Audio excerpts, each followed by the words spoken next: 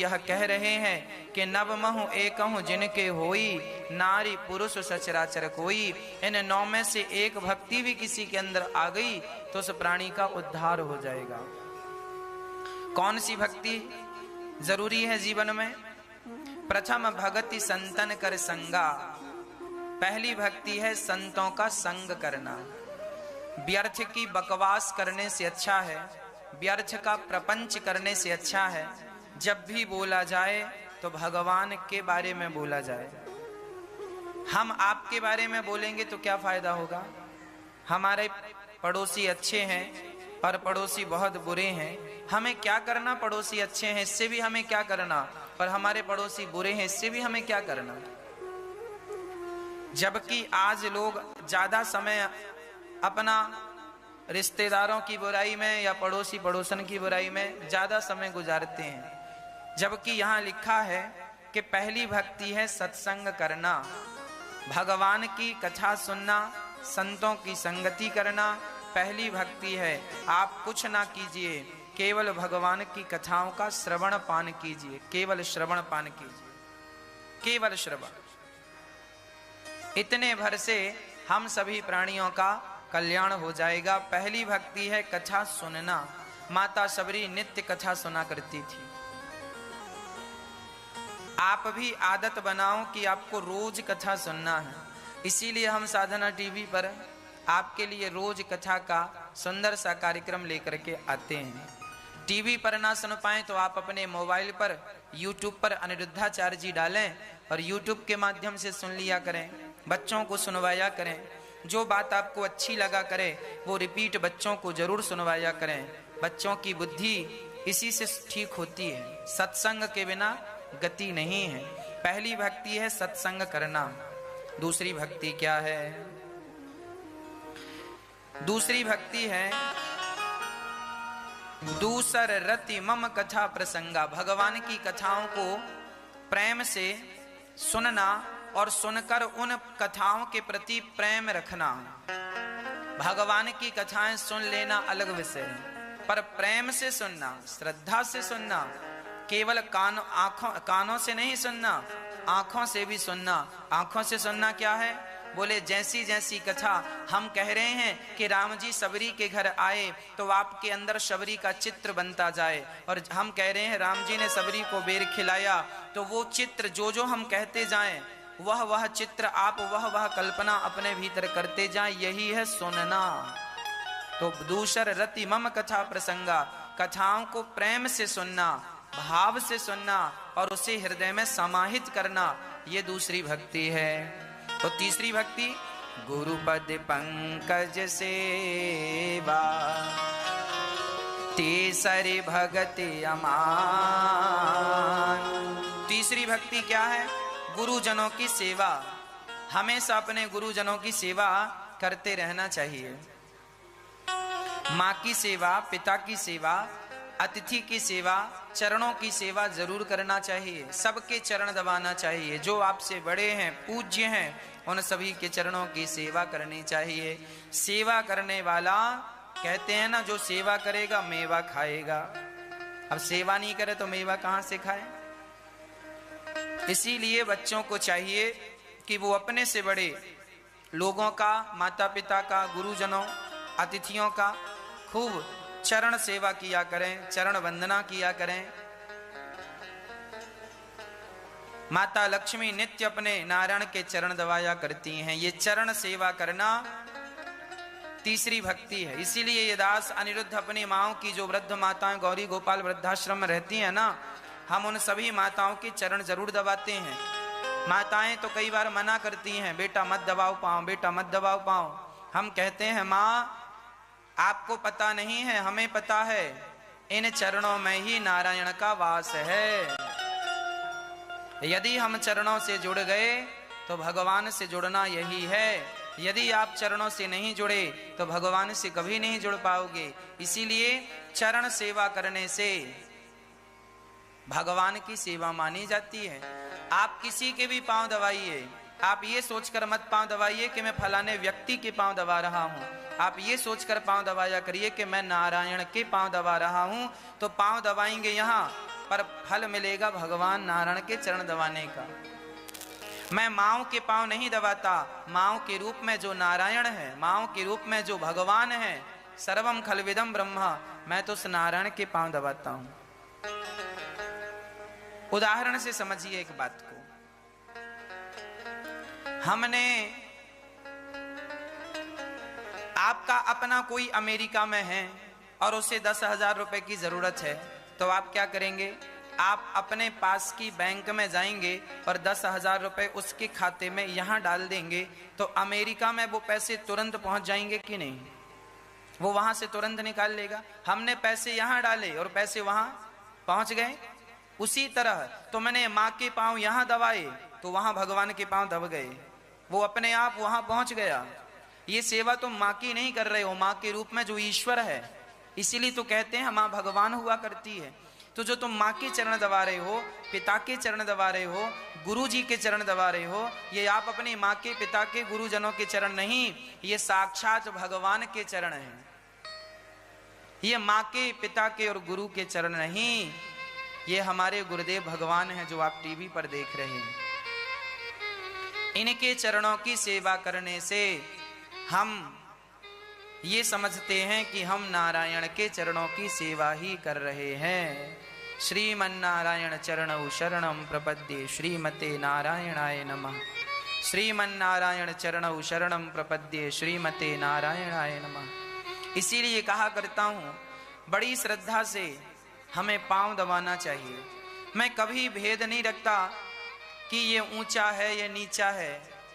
मुझसे कोई भी अपने पांव दबा लो, मैं तो पांव दबाने को तैयार हूं। हमें चरण सेवा अच्छी लगती है। पता नहीं, बचपन से आपको बताऊं, मेरे जीवन में सबसे ज्यादा मुझे अवसर मिला है चरण सेवा करने का। जब मैं पढ़ने के लिए वृंदावन आया तो 2006 17 जुलाई 2006 को हम प्रथम बार वृंदावन आए थे। 2006 को पढ़ने के लिए। और जब पढ़ने के लिए आए तो यहाँ हमें गुरुजनों का दर्शन हुआ। हमारा नियम बन गया कि रोज गुरु जी के चरण दबाने। हमारे गुरुदेव पढ़ाने आते थे तो पढ़ाकर जब जाने लगे तो उनके चरण दबाना। रात को भी यहाँ पर गुरुजन रहा करते थे जो कि हमें भागवत जी पढ़ाया करते थे।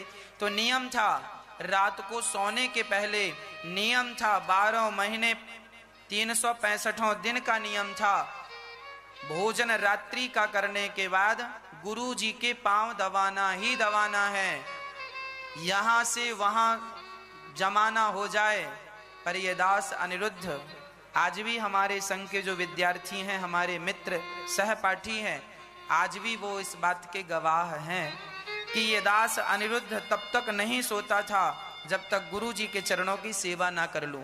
और गुरु जी जब तक ये नहीं कह देते थे कि बेटा बहुत रात हो गई बस करो, मैं अपने मन से कभी उठ के नहीं जाता था जब तक गुरु जी ना कहें कि रात बहुत हो गई अब उठ जाओ। कई बार तो 12 बज जाते थे रात को, गुरु जी सो जाते थे और फिर गुरु जी की आंख खुलती तो बोले अरे तुम बैठे हो तो जाओ सो जाओ। जब गुरु जी आज्ञा देते थे कि सो जाओ, ये मन में संकल्प था कि तभी उठेंगे जब तक गुरु जी आज्ञा नहीं देंगे। आज्ञा देंगे तो उठेंगे। और गीता में इस बात की पुष्टि है, श्रद्धावान लभते ज्ञानम। विद्या उसी को प्राप्त होती है जिसके भीतर गुरुजनों के प्रति श्रद्धा होती है। जब मैं वृंदावन से पढ़ करके अयोध्या गया, देखिए आदत होती है ना, मेरी आदत हो गई पांव दबाने की। जब मैं अयोध्या गया वृंदावन से पढ़कर तो वहां मैं संत निवास में ठहरा और वहां तो फिर किसी गुरुजनों के चरण दबाने का अवसर नहीं मिला। तो मेरे पास बूढ़े बूढ़े संत रहा करते थे, मैं संत निवास में था, संतों के बीच में था। तो वहां पर संतों के पांव में रात को रोज पढ़कर आता और रात को रोज सोने के पहले संतों के पांव दबाता। पहले गुरुजनों के फिर संतों के। आदत हो गई थी संतों के पांव दबाने की, गुरुजनों के पांव दबाने की, है ना। फिर मैं अयोध्या में संत जनों के पांव दबाता रहा। उसके बाद बिहारी जी ने कहा कि अच्छा तुम्हारी आस्था चरणों के प्रति है तो देखो इतना भाग्यशाली बना दिया परमात्मा ने कि आपकी तो एक माँ होती है, मेरी तो वर्तमान में 170 माएँ हैं और 170 माँओं के पांव दबाने का मुझे अवसर मिल रहा है। मेरी श्रद्धा थी चरणों के प्रति, तो भगवान ने मुझे इतने सारे चरणों का दास बना दिया और सभी माँओं की सेवा करने का अवसर ईश्वर ने मुझे दे दिया।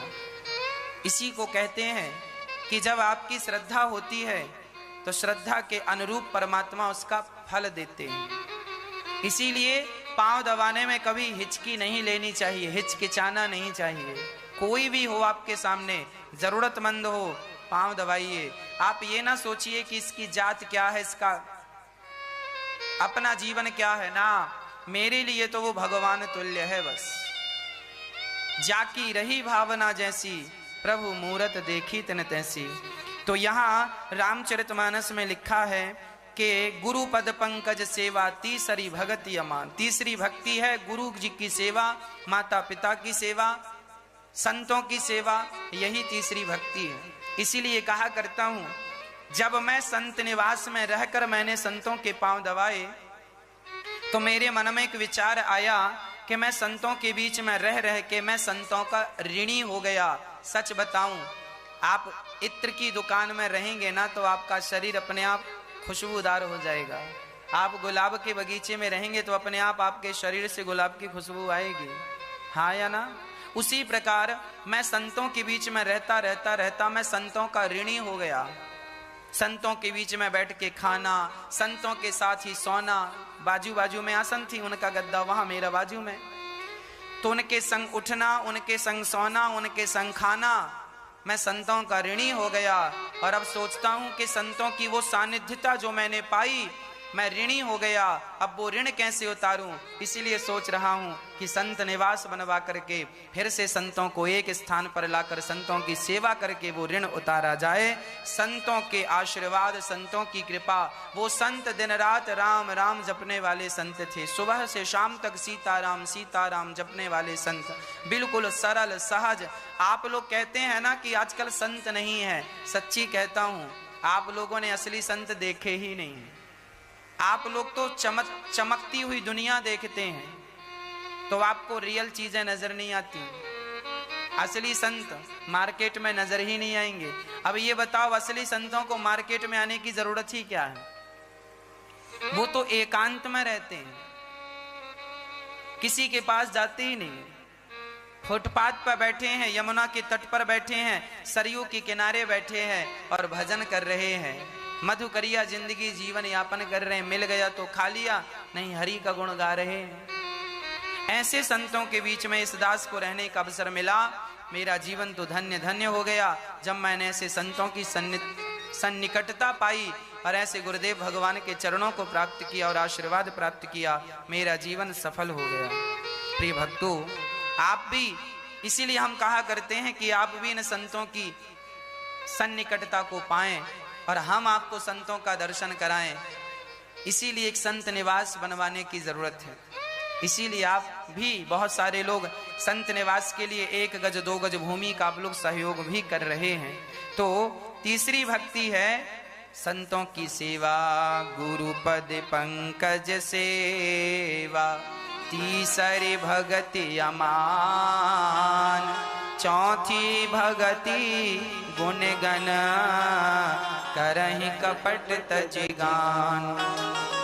चौथी भक्ति है कथा सुनाना। भाई, सुराही को आपने कभी देखा है? सुराही नहीं जानते? कुम्हार जैसे घड़ा बनाता है ना, ऐसे एक सुराही बनाता है। उसका पेट बड़ा होता है, मुंह बिल्कुल छोटा सा होता है और उसमें 2 छेद होते हैं। जैसे चाय की केटली होती है ना, चाय की केटली में भी 2 छेद होते हैं, एक वो जिससे चाय भरते हैं और दूसरी वो जिससे चाय निकालते हैं। ऐसे एक सुराही हुआ करती थी पुराने जमाने में। लोग अपने साथ सुराही लेके चला करते थे, छोटी हुआ करती थी, पीठ में बांध लेते थे, चलते थे। तो जो सुराही होती है ना, उसका पेट जरा बड़ा होता था और 2 छेद होते थे। एक बड़े छेद से पानी भरा जाता था और जब दूसरे छेद से पानी टप टप टप टप टपकने लगे तब समझ लेना कि सुराही भर गई। उसी प्रकार हमको, हमारे शरीर को भी परमात्मा ने सुराही की तरह डिजाइन किया है।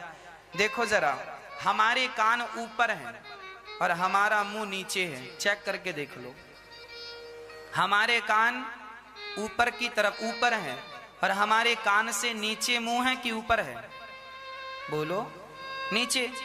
कान ऊपर है और मुंह नीचे है, मतलब हमारा शरीर भी सुराही की तरह है। कान ऊपर है, मुंह नीचे, इसमें भी दो छेद हैं। सुनिए ध्यान से, कानों से हम भगवान की कथाएं सुने सुने सुने। कितना सुने महाराज जी? बोली तब तक भगवान की कथा सुनो जब तक भगवान की कथा आपके मुख से टपकने ना लग जाए, जब तक भगवान का नाम निकलने ना लग जाए, तब तक कथाओं को सुनते रहो। कथाएं इतनी सुनो आप, इतनी सुनो कि आपके मुख से जब भी निकले तो भगवान का नाम ही निकले, क्योंकि जो भरा होगा वही निकलेगा। अपने अंदर आप ना कचरा ना भर के, प्रपंच ना भर के, भगवान की कथाओं को भर लीजिए, भगवान के नाम को भर लीजिए। तब तो जैसे वृंदावन का रिक्शा वाला भी बोलता है ना राधे राधे, वो ये नहीं बोलता साइड हो जाओ, वो जोर से बोलता राधे राधे राधे राधे। हाँ, अपने आप साइड होते जाते हैं, वो निकलता जाता, कुछ नहीं बोलता वृंदावन का रिक्शा वाला। दुनिया का कोई रिक्शा वाला ऐसा नहीं है जैसे वृंदावन के रिक्शे वाले। दुनिया के रिक्शे वाले तो बोलते हैं किनारे हो जाओ, घंटी बजाते हैं, पौ पौ पौ पौ करते हैं, पर यहाँ के रिक्शा वाला तो केवल राधे राधे राधे राधे राधे राधे। अर्थात इतना राधा नाम उनके अंदर भर चुका है, इतना उनके अंदर राधा नाम भर चुका है कि उनके शब्द हर बार राधा राधा राधा राधा निकलता, जो भरा है वही निकल रहा है। कहने का अर्थ यही हुआ कि भगवान की कथाएं तब तक सुनो जब तक मुख से भगवान की कथाएं ना निकलने लगे। आप सुना करो और अपने बच्चों को, अपने परिवार को, अपनों को आपस में कथाएं सुनाया करो। यही है भगवान की चौथे नंबर की भक्ति, कथा सुनाना। तुम पति पत्नी दोनों बिस्तर में बैठ जाओ और 10 मिनट 20 मिनट भगवत चर्चा कर लो, फिर तुम्हारा तो जीवन धन्य धन्य है। जीवन केवल भोग प्रधान ना हो, जीवन भक्ति प्रधान हो। भक्ति के साथ, हाँ, कहते हैं कि दूध देने वाली गाय के ना लात भी सह लिए जाते हैं। कहावत है, दुधार गाय के लात भी खा लिए जाते हैं। बात समझ में आ रही है? जो गाय ज्यादा दूध देती है ना, 20 लीटर दूध दे रही है और लात भी मारती है, तो लोग उसके लात भी खा लेते हैं, चलो दूध तो दे। अब कोई गाय ऐसी है दूध बिल्कुल ना दे, लात ही लात मारे, तो वो कौन खाएगा इसकी लात? दूध बिल्कुल नहीं दे रही, लात पूरा बराबर मार रही है। उसी प्रकार तुम्हारी जो गृहस्थी है ये भोग प्रधान ना हो, भक्ति प्रधान हो। हाँ, भक्ति प्रधान होकर यदि आपके अंदर छोटे मोटे दोष होते हैं ना, जैसे दूध देने वाली गाय के लातों पर कोई ध्यान नहीं देता, उसी प्रकार जब तुम्हारे अंदर गुण ज्यादा होते हैं तो तुम्हारे दोषों पर कोई ध्यान नहीं देता। और तुम्हारे दोष ज्यादा हैं और गुण बिल्कुल नहीं है तो फिर कौन बर्दाश्त करेगा? इसीलिए गुण ज्यादा हो, ज्यादा गुणों में छोटे मोटे दोष भी दब जाते हैं। 4 लीटर दूध में आधा लीटर पानी दब जाता है ना? 4 लीटर दूध में आधा लीटर पानी सेट हो जाता है, नहीं लगता कि पानी मिला है। पर अब कोई आधा लीटर दूध में 4 लीटर पानी मिलाए, अलग दिखेगा, सफेदी बस तो रहेगी पर दिखेगा साहब पानी बेच रहे हो तुम। उसी तरह तुम्हारी पुण्य ज्यादा होने चाहिए। ज्यादा पुण्य में तुमने छोटे मोटे पाप किए हैं तो वो दब जाएंगे, और ज्यादा पाप किए हैं तो वो पाप ही पाप दिखाएंगे। पानी पानी दिख रहा, दूध का तो पता ही पता नहीं है। इसीलिए भगवान की कथाएं जरूर कहा करो, भगवत चर्चा। आप पति पत्नी, बच्चों को, सास ससुर को, सबके साथ बैठकर भगवत चर्चा होनी चाहिए। मंत्र जाप मम, मंत्र जाप मम दृढ़ विश्वास, पंचम भजन सो वेद प्रकाश। मंत्र जाप मम दृढ़ विश्वास, पंचम भजन सो वेद प्रकाश। छठ दाम शील विरत बहु कर्मा निरत निरंतर सज्जन धर्मा सातव सम मैं जग देखा मोते संत अधिक कर लेखा आठव जथा लाभ संतोषा सपने उन्हीं दे कहीं पर दोषा नवम सरल सब सन छल हीना मम भरोस हिया हर से न दीना। पांचवी भक्ति क्या है मैया जी, ध्यान से सुनो। पांचवी भक्ति है मैया ओ मेरी माँ, वो पीछे का कूलर चालू कर दो, मैयाओं को गर्मी लग रही है। मैया जरा ध्यान से सुनियो। पांचवी भक्ति क्या है? मंत्र जाप मम दृढ़ विश्वासा पंचम भजन सो वेद प्रकाश। भगवान का नाम जपना पर विश्वास के साथ जपना, ये कौन सी भक्ति हो गई? भगवान का नाम तो जपो पर शर्त है कि विश्वास के साथ जपो। किसके साथ जपना मैया? भगवान का नाम किसके साथ जपना है मैया जी? मैया पानी डलवा दो उसमें। किसके साथ जपना है भगवान का नाम? विश्वास के साथ। भगवान का नाम तो जपना ही चाहिए पर शर्त है नाम जपने में कि विश्वास के साथ जपो।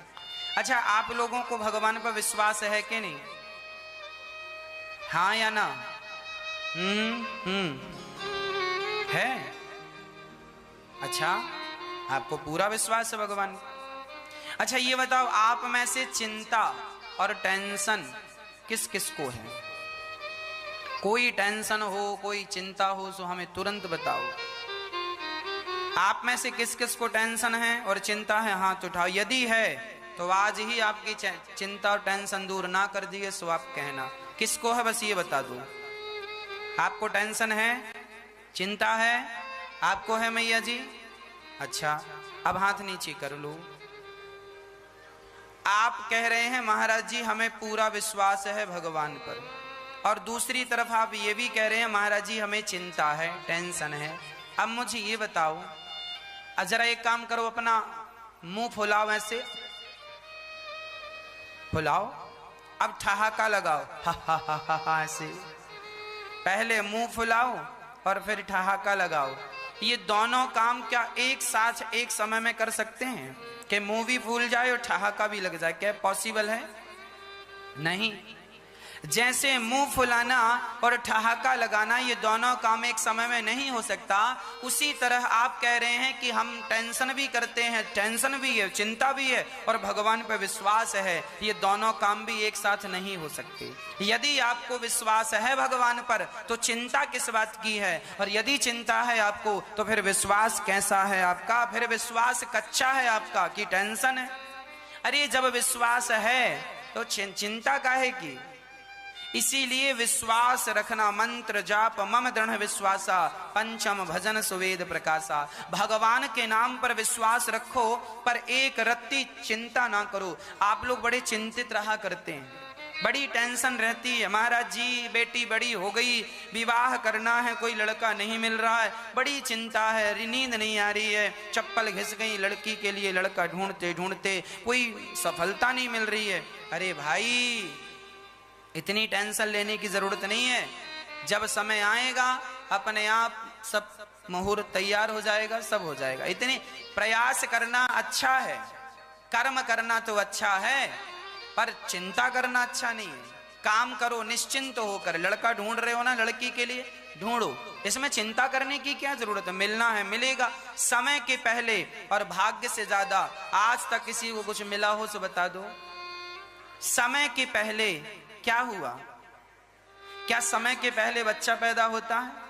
क्या समय के पहले आज ही हमने पेड़ लगाया और कल ही उसमें फल आने लग जाए? क्या ऐसा है?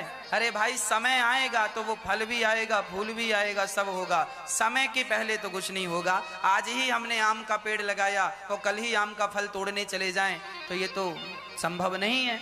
समय के पहले और भाग्य से ज्यादा कुछ नहीं मिलने वाला। इसीलिए कर्म तुम करो पर विश्वास भगवान पे रखो, निश्चिंत होके जीवन जिया करो। आज बहुत सारे लोग बड़ी परेशान हैं, महाराज जी हम मरे जा रहे हैं, हम मरे जा रहे हैं। क्यों मरे जा रहे हो?